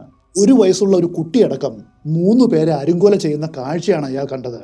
ഉമാജി താൻ കണ്ട കാര്യങ്ങളെല്ലാം അമ്മാവനോട് പറഞ്ഞു. അമ്മാവനാണ് എത്രയും വേഗം ഈ കാര്യം പോലീസിനെ അറിയിക്കുവാനായിട്ട് അവനോട് പറഞ്ഞത്. അങ്ങനെയാണ് അയാൾ മൻവത്ത് ഗ്രാമത്തിലേക്ക് മടങ്ങി വരുന്നത്. മൻവത്ത് ഗ്രാമത്തിൽ ഇതുവരെ മൊത്തം നോക്കിയാൽ 10 കൊലകൾ സംഭവിച്ചിരിക്കുന്നു. CID ടീം വരുന്നതിന് മുൻപ് 7ഉം വന്നതിന് ശേഷം 3ഉം. എന്നാൽ ഇത്തവണ കാര്യങ്ങളാകെ മാറി മറിഞ്ഞു. ആദ്യമായിട്ടൊരു ദൃക്സാക്ഷി അവർക്ക് കിട്ടുകയാണ്. ആ 3 പേരെയും കൊന്നത് ശങ്കറും സോപ്പനുമാണെന്ന് ഉമാജി വളരെ വ്യക്തമായിട്ട് കണ്ടതാണ്. ഈ ശങ്കറും സോപ്പനുമാകട്ടെ ഉത്തം റാവുവിന്റെ ജോലിക്കാരാണ്. കൊലയ്ക്ക് ശേഷം ഇരുവരും ഒളിവിൽ പോയി. അധികം വൈകാതെ CID ടീം അവരെ പിടികൂടി. ശങ്കറിനെയും സോപ്പനെയും വേണ്ട രീതിയിൽ അവർ ചോദ്യം ചെയ്തു. അപ്പോൾ ഈ കൊല നടത്തുവാനായിട്ട് തങ്ങളോട് പറഞ്ഞത് സമന്ത്രിയാണെന്ന് അവർ കുറ്റം സമ്മതിച്ചു. പോലീസ് വേഗം സമന്ത്രിയെ അറസ്റ്റ് ചെയ്തു. അതേ സമയത്ത് തന്നെ ഗണ്ടസാൽവയെയും അവർ ചോദ്യം ചെയ്തു. ഇപ്പോൾ പിടിയിലായ ഈ 4 പേരെയും ഓരോരുത്തരെയായിട്ട് ചോദ്യം ചെയ്തപ്പോഴാണ് ഇത്രയും കാലം മന്മത്തിൽ നടന്ന കൊലകളുടെ പിന്നിലെ രഹസ്യം ചുരുളഴിഞ്ഞത്. എല്ലാത്തിനും പിന്നിൽ ഒരു കുടുംബ പ്രശ്നമായിരുന്നു. ഉത്തം റാവു ബർഗാട്ടയുടെ ആദ്യ ഭാര്യയിലുള്ള മകനാണ് ജയന്ത്. ഒരു ദിവസം ഈ ജയന്തും രുക്മിണിയും തമ്മിൽ വലിയ വഴക്കുണ്ടായി. ആ വഴക്ക് പരിധി വിട്ടു. രുക്മിണിക്ക് അമ്മയാകുവാനായിട്ട് കഴിയില്ല എന്ന് ജയന്തിന് അറിയാം. അതറിഞ്ഞുകൊണ്ടും അവൻ അവളെ മച്ചി എന്ന് വിളിച്ച് ആക്ഷേപിച്ചു. നിങ്ങളുടെ മരണശേഷം ഈ സ്വത്ത് മുഴുവൻ തനിക്ക് വന്നു ചേരുമെന്നും പറഞ്ഞു. ഇതോടെ രുക്മിണിക്കും വാശിയായി. ഏത് വിധേനയും ഒരു അമ്മയാകണമെന്ന് അവളും തീരുമാനിച്ചു. അതിനു വേണ്ടിയിട്ടാണ് ആദ്യം കാച്ചു പാക്കുവിനെ വിളിച്ചു വരുത്തി മാന്ത്രിക കർമ്മങ്ങൾ ചെയ്തത്. എന്നാൽ അതിനൊന്നും ഫലം കണ്ടില്ല. അതേ സമയത്ത് പിന്നണിയിൽ മറ്റൊരു കാര്യം നടക്കുന്നുണ്ടായിരുന്നു. നമ്മൾ മുൻപ് കണ്ട ശങ്കർ എന്ന വ്യക്തി ഉത്തം റാവുവിന്റെ വീട്ടിലെ ജോലിക്കാരനാണ്. ഈ ശങ്കറിന്റെ ഒരു ബന്ധുവാണ് മന്ത്രവാദിയായ ഗൺപത് സാൽവെ. സാൽവെ താമസിക്കുന്നത് മറ്റൊരു ഗ്രാമത്തിലാണ്. വർഷങ്ങളായിട്ട് ഗൺപത് സാൽവയുടെ മനസ്സിൽ ഒരാഗ്രഹം ഉറങ്ങിക്കിടപ്പുണ്ടായിരുന്നു. മൻവത്തിലെ ഏറ്റവും വലിയ മന്ത്രവാദിയായിട്ട് മാറുക. കാരണം പർഭാനി ജില്ലയിലെ ഏറ്റവും വലിയ ഗ്രാമമാണ് മൻവത്ത്. അക്കാലത്ത് അവിടെ 15,000-ഓളം ആളുകൾ താമസിക്കുന്നുണ്ട്. എന്നിട്ടും ആരും മാന്ത്രിക കർമ്മങ്ങൾ നടത്തുവാനായിട്ട് ഗൺപത് സാൽവയെ വിളിച്ചിരുന്നില്ല. അതിന് പ്രധാന കാരണം കാച്ചു പാക്കുവായിരുന്നു. ആ സമയത്ത് മൻവത്തിലെ ഏറ്റവും വലിയ മന്ത്രവാദി എന്നറിയപ്പെടുന്നത് ഈ കാച്ചു പാക്കു ആണ്. കാച്ചു പാക്കുവിന് സാധിക്കാത്ത ഒരു കാര്യം തനിക്ക് ചെയ്യുവാനായിട്ട് സാധിച്ചാൽ അവിടെയുള്ള ആളുകൾ തന്നെ ആയിരിക്കും വിളിക്കുക. അങ്ങനെ ഒരു അവസരത്തിന് വേണ്ടിയിട്ട് ഗൺപത് സാൽവെ കാത്തിരുന്നു. ആ സമയത്താണ് ശങ്കറിൽ നിന്നും ഉത്തം റാവുവിന്റെ കുടുംബത്തിൽ നടക്കുന്ന പ്രശ്നങ്ങളെക്കുറിച്ച് ഗൺപത് സാൽവെ അറിഞ്ഞത്. രുക്മിണി ഭായ് ഒരു കുഞ്ഞുണ്ടാകുവാനായി കാച്ചു പാക്കുവിനെ വിളിച്ച് മാന്ത്രിക കർമ്മങ്ങൾ നടത്തിയെന്നും അതൊന്നും ഫലിച്ചില്ല എന്നും ഒടുവിൽ ഉത്തം റാവു അയാളെ ആട്ടിപ്പായിച്ചുവെന്നും ഇതാണ് താൻ കാത്തിരുന്ന ആ അവസരമെന്ന് ഗൺപത് സാൽവയ്ക്ക് മനസ്സിലായി. ഒരു ദിവസം ഗൺപത് സാൽവെ ഉത്തം റാവുവിന്റെ വീട്ടിലെത്തുകയാണ്. താനൊരു മന്ത്രവാദിയാണെന്ന് സ്വയം പരിചയപ്പെടുത്തി. തനിക്ക് ചില പ്രത്യേക മാന്ത്രിക കർമ്മങ്ങൾ അറിയാമെന്നും പറഞ്ഞു. അതുവഴി നിങ്ങൾക്ക് കുട്ടികൾ ഉണ്ടാകുമെന്നും അവരെ പറഞ്ഞു വിശ്വസിപ്പിച്ചു. ഏത് വിധേനയും തനിക്കൊരു കുട്ടി ഉണ്ടായാൽ മതിയെന്ന വാശിയിൽ നിൽക്കുന്ന രുക്മിണി ആകട്ടെ അയാളോട് മാന്ത്രിക കർമ്മങ്ങൾ ചെയ്യുവാനായിട്ട് ആവശ്യപ്പെട്ടു. ഗൺപത് സാൽവെ ഏതാനും ചില കർമ്മങ്ങൾ നടത്തി. സത്യത്തിൽ ആ സമയത്ത് സാൽവയുടെ മനസ്സിൽ ഓടിക്കൊണ്ടിരുന്ന വിചാരങ്ങൾ ഇതായിരുന്നു: രുക്മിണിക്ക് കുട്ടി ഉണ്ടാവുകയോ ഉണ്ടാവാതിരിക്കുകയോ അതൊന്നും അയാളുടെ വിഷയമല്ല. മൻവത്ത് ഗ്രാമത്തിലെ ഏറ്റവും വലിയ പ്രമാണിയായ ഉത്തം റാവുവിന്റെ വീട്ടിൽ ഒരു പൂജ ചെയ്യുക, അതുമാത്രമാണ് അയാളുടെ ലക്ഷ്യം. അയാൾ ഇങ്ങനെ ഒരു പൂജ നടത്തിയെന്ന കാര്യം ഒട്ടും വൈകാതെ മറ്റു ജനങ്ങളും അറിയും, അല്ലെങ്കിൽ അയാൾ അറിയിക്കും. കാച്ചു പാക്കു തോറ്റു മടങ്ങിയെടുത്ത് ഗൺപത് സാൽവെ വന്ന് പൂജ ചെയ്തു. അങ്ങനെയെങ്കിൽ കാച്ചു പാക്കുവിനേക്കാളും വലിയ മന്ത്രവാദി സാൽവയാണ്. അങ്ങനെ ജനങ്ങൾ വിചാരിക്കും. അതാണ് അയാൾക്ക് വേണ്ടതും. അങ്ങനെ ഏതാനും പൂജകൾ ചെയ്തു. പക്ഷെ ഒന്നിനും ഫലമുണ്ടായില്ല. സാൽവയാകട്ടെ ഇതിനോടകം പൂജയുടെ പേരും പറഞ്ഞ് ഉത്തം റാവുവിന്റെ അടുക്കൽ നിന്നും ധാരാളം പണം വാങ്ങിയിരുന്നു. ഇനി എങ്ങനെയെങ്കിലും ഇവിടെ നിന്നും തലയെന്നൂരണം. അതായിരുന്നു അയാളുടെ ചിന്ത. അതിനു വേണ്ടിയിട്ട് ഗൺപത് സാൽവെ ഒരു കഥ മെനഞ്ഞുണ്ടാക്കി. സത്യത്തിൽ അയാൾ മെനഞ്ഞുണ്ടാക്കിയ ഒരു കഥയല്ല അത്. വർഷങ്ങളായിട്ട് ആ കുടുംബത്തിൽ തന്നെയുള്ള മറ്റൊരു കഥയെ ഒന്ന് ഡെവലപ്പ് ചെയ്യുക മാത്രമാണ് സാൽവെ ചെയ്തത്. ഉത്തം റാവുവിന്റെ അമ്മ വർഷങ്ങളായിട്ടൊരു സ്വപ്നം കാണാറുണ്ടായിരുന്നു. അവരുടെ വീടിന്റെ മുൻപിലായിട്ട് വലിയൊരു ആൽമരം നിൽപ്പുണ്ട്. ആ ആൽമരത്തിന്റെ ചുവട്ടിലായിട്ട് ഒരു നിധി മറഞ്ഞിരിപ്പുണ്ട്. ആ നിധി അവരോട് എന്നെ പുറത്തെടുക്കൂ, എന്നെ പുറത്തെടുക്കൂ എന്ന് പറഞ്ഞ് നിലവിളിക്കുന്നു. ഇതായിരുന്നു അവർ കണ്ട സ്വപ്നം. മാത്രവുമല്ല, ഈ സ്ത്രീ ഒരു നിലപിള്ളയാണ്. നിലപിള്ള എന്ന് വിളിക്കുന്നത് കാലുകൾ ആദ്യം പുറത്തേക്ക് വരുന്ന രീതിയിൽ ജനിക്കുന്ന കുട്ടികളെയാണ്. നിലപിള്ള കാണുന്ന സ്വപ്നങ്ങൾ യാഥാർത്ഥ്യമാണെന്നും അത് ഫലിക്കുമെന്നൊരു വിശ്വാസം ആ നാട്ടിലുണ്ട്. ഈ സ്വപ്നത്തിന്റെ കാര്യം ശങ്കറിൽ നിന്നും ഗൺപത് സാൽവെ അറിഞ്ഞു. അത് വെച്ചൊരു കളി കളിക്കുവാനായിട്ട് അയാളും തീരുമാനിച്ചു. ഒരു ദിവസം പൂജയ്ക്കിടയിൽ സാൽവെ ഇവരോടൊരു കാര്യം പറഞ്ഞു. നിങ്ങളുടെ വീടിന്റെ മുറ്റത്ത് നിൽക്കുന്ന ഈ ആൽമരമുണ്ടല്ലോ, ഇതിന്റെ അടിയിൽ ഒരു നിധിയുണ്ട്. ആ നിധിയെക്കുറിച്ച് നിങ്ങളുടെ അമ്മ പലപ്പോഴും സ്വപ്നവും കാണാറുണ്ട്. അത് വെറും ഒരു സ്വപ്നമല്ല, അങ്ങനെ ഒരു നിധി അവിടെ ഉള്ളതാണ്. പക്ഷെ അത്ര പെട്ടെന്ന് അത് പുറത്തേക്ക് എടുക്കുവാനായിട്ട് കഴിയില്ല. അതിന് കാവലായിട്ടൊരു മുഞ്ചിയ ഉണ്ട്. നൂറ്റാണ്ടുകളായിട്ട് ആ നിധിക്ക് കാവലിരുന്ന് മുഞ്ചിയ ക്ഷീണിച്ചിരിക്കുവാണ്. ആ മുഞ്ചിയായെ പ്രീതിപ്പെടുത്തി ഇവിടെ നിന്നും ഒഴിവാക്കിയാൽ മാത്രമാണ് ആ നിധിയും പൊന്തി വരൂ, അതോടൊപ്പം രുക്മിണി ഭായിയും ഗർഭം ധരിക്കൂ. വടക്കേ ഇന്ത്യയിൽ, പ്രത്യേകിച്ച് മഹാരാഷ്ട്രയിൽ പ്രചാരത്തിലുള്ള ഒരു വിശ്വാസമാണ് മുഞ്ചിയ അല്ലെങ്കിൽ മുഞ്ചാബ എന്നൊക്കെ പറയുന്നത്. ഈ പേരിൽ അടുത്ത കാലത്ത് ഒരു സിനിമയും ഇറങ്ങിയിട്ടുണ്ട്. പൂണൂൽ ധരിച്ച ശേഷം ഒരു ബ്രാഹ്മണ ബാലൻ വിവാഹം കഴിക്കാതെ മരണപ്പെടുകയാണെങ്കിൽ അതൊരു ദുരാത്മാവായിട്ട് മാറുമെന്നും ആ ആത്മാവിന് വലിയ ശക്തി ഉണ്ടെന്നും ഇവിടെയുള്ളവർ വിശ്വസിക്കുന്നു. അതിനെയാണ് മുഞ്ചിയ അല്ലെങ്കിൽ മുഞ്ചാബ എന്നൊക്കെ പറയുന്നത്. സാൽവെ അന്ന് അവരോട് പറഞ്ഞത്, മുഞ്ചാബയെ പ്രീതിപ്പെടുത്തി ഇവിടെ നിന്നും ഒഴിവാക്കണമെങ്കിൽ അതിന് നരബലി വേണ്ടിവരും. കന്യകയായ ഒരു കുട്ടിയുടെ രക്തം അതിനാവശ്യമാണ്. വളരെ ക്രൂരമായ ഇങ്ങനെ ഒരു ആവശ്യം മുൻപോട്ട് വയ്ക്കുകയാണെങ്കിൽ ഉത്തം റാവുവും ഭാര്യയും ഈ മാന്ത്രിക കർമ്മങ്ങളിൽ നിന്ന് സ്വമേധയാ പിന്മാറുമെന്നും അങ്ങനെ സംഭവിച്ചാൽ അയാളിൽ നിന്നും വാങ്ങിയ പണം മടക്കി കൊടുക്കേണ്ടതില്ല എന്നുമാണ് ഗൺപത് സാൽവെ വിചാരിച്ചത്. മാത്രവുമല്ല, കഴിവുകെട്ടവനെന്ന് കാച്ചു പാക്കുവിനെ ആക്ഷേപിച്ചതുപോലെ തന്നെ ഇവർ ആക്ഷേപിക്കത്തുമില്ല. താൻ ഒരു കാര്യം ചെയ്യുവാനായിട്ട് ആവശ്യപ്പെട്ടു, അവർക്കത് കഴിഞ്ഞില്ല, അതുകൊണ്ട് കർമ്മം ഫലിച്ചില്ല, അങ്ങനെ പറഞ്ഞ് തടി ഊരാം. എന്നാൽ സംഭവിച്ചത് നേരെ മറിച്ചാണ്. അതേ തുടർന്ന് ഒന്നാമത്തെ ഇരയായ ഗയാഭായ് കൊല്ലപ്പെട്ടു. അവളുടെ രക്തമെടുത്ത് ഗൺപത് സാൽവയ്ക്ക് പൂജകൾ ചെയ്യുവാനായിട്ട് ഇവർ കൊടുക്കുകയാണ്. ഇത്തവണ ഞെട്ടിപ്പോയത് സാൽവയാണ്. ഇവർ ഇത്രയും വലിയ ക്രൂരത ഒരിക്കലും ചെയ്യില്ല എന്നാണ് അയാൾ വിചാരിച്ചത്. എന്നാൽ ഇതാ ചെയ്തിരിക്കുന്നു. ഇനി ഈ കളിയുമായിട്ട്, അതായത് ഈ കഥയുമായിട്ട് മുൻപോട്ട് പോവുകയല്ലാതെ സാൽവയ്ക്കും വേറെ വഴിയില്ല. അയാൾ ആ രക്തം ഉപയോഗിച്ച് പൂജ ചെയ്തു. പക്ഷെ രുക്മിണി ഭായ് ഗർഭം ധരിച്ചില്ല, നിധിയും പൊന്തി വന്നില്ല. എന്നാൽ ഈ പൂജയുടെ പേരിൽ വലിയൊരു തുക പ്രതിഫലമായിട്ട് സാൽവയ്ക്ക് കിട്ടിയിരുന്നു. ആ തുക അയാളുടെ കണ്ണു മഞ്ഞളിപ്പിച്ചു. അയാളുടെ ഉള്ളിലെ ധനാസക്തി സടകുടഞ്ഞെഴുന്നേറ്റു. ഒരു കുട്ടിയുടെ രക്തം കൊണ്ട് മുഞ്ചാബയ്ക്ക് തൃപ്തിയായില്ല എന്നും ഇനിയും ഒരു നരബലി കൂടി വേണമെന്നും അയാൾ പറഞ്ഞു. അങ്ങനെയാണ് 10 വയസ്സുള്ള ഷക്കീല കൊല്ലപ്പെടുന്നത്. അതുകൊണ്ടും പ്രയോജനമുണ്ടായില്ല. രുക്മിണി ഭായ് ഗർഭം ധരിച്ചുമില്ല, നിധി പൊന്തി വന്നുമില്ല. ഇതോടെ ഗൺപത് സാൽവയിലുള്ള വിശ്വാസം ഉത്തം റാവുവിനും രുക്മിണിക്കും നഷ്ടപ്പെടുവാൻ തുടങ്ങി. അവരയാളെ കണക്കിന് ചീത്ത പറഞ്ഞു. എന്നാൽ അയാൾക്ക് അവരുടെ മുൻപിൽ പറഞ്ഞു നിൽക്കുവാനായിട്ട് വേറെയും ചില കാരണങ്ങളുണ്ടായിരുന്നു. ഗയാഭായുടെയും ഷക്കീലയുടെയും പോസ്റ്റ്മോർട്ടം റിപ്പോർട്ടിൽ 2 കുട്ടികളും റേപ്പ് ചെയ്യപ്പെട്ടിരുന്നു എന്ന് തെളിഞ്ഞിരുന്നു. ആ വാർത്ത പത്രത്തിൽ വരികയും ചെയ്തു. ഈ പത്രം എടുത്തു കാട്ടി സാൽവെ അവരോട് ഇങ്ങനെ പറഞ്ഞു, ഞാൻ ആവശ്യപ്പെട്ടത് എന്താണ്? 2 കന്യകളുടെ രക്തമാണ്. എന്നാൽ നിങ്ങൾ എനിക്ക് തന്നത് എന്താണ്? റേപ്പ് ചെയ്യപ്പെട്ട കന്യക അല്ലാത്ത കുട്ടികളുടെ രക്തമാണ്. പിന്നെ എങ്ങനെയാണ് പൂജകൾ ഫലിക്കുന്നത്? ഉത്തം റാവുവിന്റെ നിർദ്ദേശപ്രകാരം ഈ 2 കുട്ടികളെയും കൊലപ്പെടുത്തിയത് അയാളുടെ ജോലിക്കാരായ സോപൻ എന്ന ഒരാളും ശോകം എന്ന ഒരാളുമാണ്. ഇതിൽ ശോകമാണ് കുട്ടികളെ റേപ്പ് ചെയ്തത്. മുൻപ് ചെയ്ത 2 നരബലികളും മുഞ്ചാബയെ പ്രീതിപ്പെടുത്തിയിട്ടില്ല. അതുകൊണ്ട് ഇനിയും ഒരു ബലി കൂടി വേണമെന്ന് മന്ത്രവാദി ആവശ്യപ്പെട്ടു. അങ്ങനെയാണ് 3ാമത്തെ ഇര കൊല്ലപ്പെടുന്നത്. 3ാമത്തെ ആ കൊലയ്ക്ക് ശേഷം ലോക്കൽ പോലീസ് സംശയത്തിന്റെ പേരിൽ ഉത്തം റാവുവിനെ ഭാര്യയും അറസ്റ്റ് ചെയ്ത് ജയിലിലടച്ചു. ഇതോടെ ഗൺപത് സാൽവെ ഭയന്നുപോയി. അന്വേഷണത്തിന്റെ അടുത്ത ഘട്ടം തന്റെ നേർക്കായിരിക്കുമെന്ന് അയാൾക്ക് ഉറപ്പുണ്ട്. അതുകൊണ്ടാണ് അയാൾ ഭരാമട്ടി എന്ന സ്ഥലത്ത് പോയിട്ട് ഒളിവിൽ കഴിഞ്ഞത്. തുടക്കത്തിൽ നടന്ന ഈ 3 കൊലകളുമായിട്ട് മാത്രമാണ് മന്ത്രവാദി ഗൺപത് സാൽവയ്ക്ക് നേരിട്ട് ബന്ധമുള്ളൂ. എന്നാൽ അതിനുശേഷവും മൻവത്തിൽ തുടർ കൊലകൾ നടന്നിരുന്നു. അയാൾക്കതുമായിട്ട് യാതൊരു ബന്ധവുമില്ല. അതെങ്ങനെ സംഭവിച്ചു? എന്തിനു വേണ്ടിയാണ്? ആരാണതൊക്കെ ചെയ്തത്? ആ ചോദ്യത്തിന് ഉത്തരം പറഞ്ഞത് സമുദ്രിയാണ്. എന്നാൽ സമുദ്രിയെ കൊണ്ട് അത് ചെയ്യിപ്പിച്ചത് ഉത്തം റാവുവും രുക്മിണിയുമായിരുന്നു. ആദ്യത്തെ 2 കൊലയുമായിട്ട് സമുദ്രിക്ക് യാതൊരു പങ്കുമില്ലായിരുന്നു. എങ്കിലും ഉത്തം റാവുവിനെ തന്റെ സഹോദരിയെയും അവൾ സംശയിച്ചു. കൂടുതൽ അന്വേഷണത്തിൽ ആ സംശയം ശരിയാണെന്ന് അവൾക്ക് ബോധ്യപ്പെട്ടു. സമുദ്രിക്ക് എഴുത്തും വായനയും അറിയില്ല. അതുകൊണ്ടാണ് തന്റെ മകളെ കൊണ്ട് അങ്ങനെ ഒരു കത്തെഴുതി പോലീസിന് അയച്ചു കൊടുത്തത്.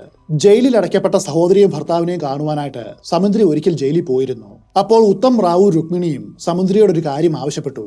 ഞങ്ങളിപ്പോൾ ജയിലിലായതുകൊണ്ട് പുറത്തിറങ്ങി ഒന്നും ചെയ്യുവാനായിട്ട് കഴിയില്ല. ഞങ്ങൾക്ക് വേണ്ടിയിട്ട് നീ പുറത്ത് ചില കാര്യങ്ങൾ ചെയ്യണം. ഏതാനും കൊലപാതകം കൂടി നടത്തണം. വെറും സംശയത്തിന്റെ പേരിൽ മാത്രമാണ് പോലീസ് ഇപ്പോൾ അവരെ അറസ്റ്റ് ചെയ്തിട്ടുള്ളത്. അവരുടെ വീടിന്റെ പരിസരത്തു നിന്നും ജഡമോ അതുപോലെ മറ്റു തെളിവുകളോ ഒന്നും തന്നെ അവർക്ക് കിട്ടിയിട്ടില്ല. അതുകൊണ്ട് സ്വാഭാവികമായിട്ടും ഈ കേസ് നിലനിൽക്കില്ല. ഇവർ ജയിലിൽ കഴിയുന്ന സമയത്ത് മൻവത്തിൽ വീണ്ടും കൊലകൾ നടന്നാൽ ഇവർക്ക് നേരെയുള്ള സംശയം മാറും. അതുപോലെ ഇനി നടക്കുവാനായിട്ട് പോകുന്ന കൊലപാതകങ്ങളെല്ലാം ഒരു നരബലി പോലെ തോന്നിക്കുകയും വേണം. അങ്ങനെ ചെയ്യുവാൻ സമുദ്രയോട് ഇവർ ആവശ്യപ്പെട്ടു. സമുദ്രയ്ക്ക് ഇവരെ എതിർക്കുവാനായിട്ട് ഭയമായിരുന്നു. കാരണം അവരുടെ ഔദാര്യത്തിന് കീഴിലാണ് അവളും കുട്ടിയും ജീവിക്കുന്നത്. സ്റ്റേഷനിൽ നിന്നും മൻവത്തിലേക്ക് മടങ്ങിയ സമുദ്രി നിരപരാധികളെ കൊല്ലുവാനായിട്ട് ഉത്തം റാവുവിന്റെ വിശ്വസ്തരായിട്ടുള്ള ഏതാനും ജോലിക്കാരെ ഏൽപ്പിച്ചു. പിന്നീട് ആ ഗ്രാമത്തിൽ നടന്ന 7 കൊലകൾക്കും പിന്നിൽ ഒരേ ഒരു കാരണമേയുള്ളൂ. തങ്ങൾ നിരപരാധികളാണെന്ന് നിയമത്തെ ബോധ്യപ്പെടുത്തുവാൻ ഉത്തം റാവു രുക്മിണിയും ചേർന്ന് തയ്യാറാക്കിയ പ്ലാൻ ആയിരുന്നു അത്. ഒടുവിൽ ഈ കേസ് സോൾവ് ആയിരിക്കുന്നു. രമാകാന്ത് കുൽക്കർണി വളരെ വിജയകരമായിട്ട് ഈ കേസ് ക്രാക്ക് ചെയ്തു. ഉത്തം റാവു, രുക്മിണി, സമുദ്രി, മന്ത്രവാദി സാൽവെ, ഇവരുടെ ജോലിക്കാരായ ശങ്കർ, ശോകം, തക്ക്, ശുക്ലിയ സിന്ധ്യ, വാമൻ അണ്ണ അങ്ങനെ തുടങ്ങി 18 പേരെ അറസ്റ്റ് ചെയ്തു. ഇവരെ പർബാനി കോടതിയിൽ ഹാജരാക്കി. 1975 നവംബർ 20 പർബാനി കോടതി വിധി പുറപ്പെടുവിച്ചു. ഉത്തം റാവുവിനും രുക്മിണിക്കും ശോകത്തിനും വധശിക്ഷയാണ് കിട്ടിയത്. ഉത്തം റാവുവിനു വേണ്ടി നിരപരാധികളെ കൊലപ്പെടുത്തിയ ജോലിക്കാരായ ശങ്കറിനും തക്കിനും സയാനും ശുക്ലിയ സിന്ധിക്കും വാമൻ അണ്ണായ്ക്കും ജീവപര്യന്തമാണ് കിട്ടിയത്. മന്ത്രവാദി ഗൺപസാൽവയും സമുദ്രിയും മാപ്പുസാക്ഷികളായി. അതുകൊണ്ട് അവർക്ക് കുറഞ്ഞ ശിക്ഷയാണ് കിട്ടിയത്. ബാക്കിയുള്ളവരെ തെളിവുകളുടെ അഭാവത്തിൽ കോടതി വെറുതെ വിട്ടു. ഈ വിധിയെ തുടർന്ന് അക്കാലത്ത് വന്ന പത്രങ്ങളിലെ പ്രധാന വാർത്ത ഇതായിരുന്നു: തങ്ങൾക്ക് വധശിക്ഷയാണ് കിട്ടിയത് എന്നറിഞ്ഞിട്ടും ഉത്തം റാവു രുക്മിണിയും ചിരിച്ചുകൊണ്ടാണ് കോടതിയിൽ നിന്നും ഇറങ്ങി വന്നത്. അതിനുശേഷം അപ്പീൽ ഉണ്ടായി. ഈ കേസ് മുംബൈ ഹൈക്കോടതിയിൽ എത്തുകയാണ്. ഹൈക്കോടതിയിൽ നിന്നും വന്ന വിധി അക്ഷരാർത്ഥത്തിൽ ജനങ്ങളെ ഞെട്ടിച്ചു കളഞ്ഞു എന്ന് പറയേണ്ടിയിരിക്കുന്നു. കൊല നടക്കുന്നത് നേരിൽ കണ്ട ഉമാജി എന്ന ദൃക്സാക്ഷിയുണ്ട്. അതും കൂടാതെ ഈ കേസിൽ ഉൾപ്പെട്ടിട്ടുള്ള 3 പേർ മാപ്പ് സാക്ഷികളായിട്ട് മാറി. ഇവരാണ് ഈ കൊലകൾക്കെല്ലാം പിന്നിലെന്ന് തെളിവുകൾ നിരത്തി സ്ഥാപിക്കുവാനായിട്ട് പോലീസിന് കഴിഞ്ഞിട്ടില്ല എന്ന് കോടതി കണ്ടെത്തി. പർബാനി കോടതി വധശിക്ഷ വിധിച്ച ഉത്തം റാവുവിനെ, രുക്മിണിയെ, സയാനെയും ഹൈക്കോടതി നിരുപാധികം വെറുതെ വിട്ടു. അതേ സമയത്ത് തക്കിന്റെയും വാമൻ അണ്ണായുടെയും ശുക്ലിയ സിന്ധ്യയുടെയും വധശിക്ഷ കോടതി ശരിയും വെച്ചു. അതിനുശേഷം ഈ കേസ് സുപ്രീം കോടതിയിൽ അപ്പീലിന് പോവുകയാണ്. സുപ്രീം കോടതി ആകട്ടെ ഹൈക്കോടതിന്റെ കണ്ടെത്തലിനെ ശരിവെച്ചു. എന്നാൽ ഹൈക്കോടതി ശരിവെച്ച വാമൻ അണ്ണായുടെ വധശിക്ഷ റദ്ദാക്കി അയാളെയും വെറുതെ വിട്ടു. 1976 മാർച്ച് 18 ഉത്തം റാവു രുക്മിണിയും ജയിലിന് പുറത്തു വരുന്നത്. അതേ വർഷം മറ്റൊരു മിറാക്കിൾ സംഭവിച്ചു. മച്ചി എന്ന് ലോകം മുദ്രകുത്തിയ രുക്മിണി പ്രസവിച്ചു ഒരു പെൺകുട്ടി. അവൾക്ക് അവർ കീർത്തി എന്ന് പേരും വെച്ചു. 1989 ശരത് എന്നു പേരുള്ള ഒരു റിപ്പോർട്ടർ ഉത്തം റാവുവിന്റെ ഭാര്യ രുക്മിണിയുടെയും ഇന്റർവ്യൂ എടുത്തു. ആ ഇന്റർവ്യൂവിൽ ഉത്തം റാവു പറഞ്ഞത് ഇങ്ങനെയാണ്: താൻ നിരപരാധിയാണെന്ന് തെളിയിക്കുവാൻ അക്കാലത്ത് അയാൾ 4 ലക്ഷം രൂപ മുടക്കിയത്രേ. 73 കാലഘട്ടത്തിലെ 4 ലക്ഷം രൂപയുടെ മൂല്യം ഇന്ന് കോടികൾ വരും. ഈ റിപ്പോർട്ടർ ശരത്ത് മന്മത്ത എന്ന പേരിൽ ഇതേക്കുറിച്ച് ഒരു ബുക്കും എഴുതിയിട്ടുണ്ട്. ഈ ബുക്കിനെയും രമാകാന്ത് കുൽക്കർണിയുടെ ആത്മകഥയും അടിസ്ഥാനമാക്കി ധാരാളം സിനിമകൾ ഇറങ്ങിയിട്ടുണ്ട്. അടുത്ത കാലത്തായിട്ട് മന്വത്ത് മർഡേഴ്സ് എന്ന പേരിൽ ഒരു സീരീസും ഇറങ്ങിയിട്ടുണ്ട്. ഇത്രയുമാണ് ഒരു കാലത്ത് മഹാരാഷ്ട്രയെ വിറപ്പിച്ച മന്വത്ത് ഗ്രാമത്തിൽ നടന്ന സീരീസ് ഓഫ് മർഡറിന്റെ കഥ. ഈ കഥയെക്കുറിച്ചുള്ള നിങ്ങളുടെ കാഴ്ചപ്പാട് എന്താണ്? സുപ്രീം കോടതി വെറുതെ വിട്ട കേസാണ് എങ്കിൽ പോലും ഉത്തം റാവുവും രുക്മിണിയും നിരപരാധികളാണെന്ന് നിങ്ങൾ വിചാരിക്കുന്നുണ്ടോ? കമന്റിൽ അറിയിക്കുക. മറ്റൊരു കഥയുമായിട്ട് ഉടൻ തന്നെ വരാം.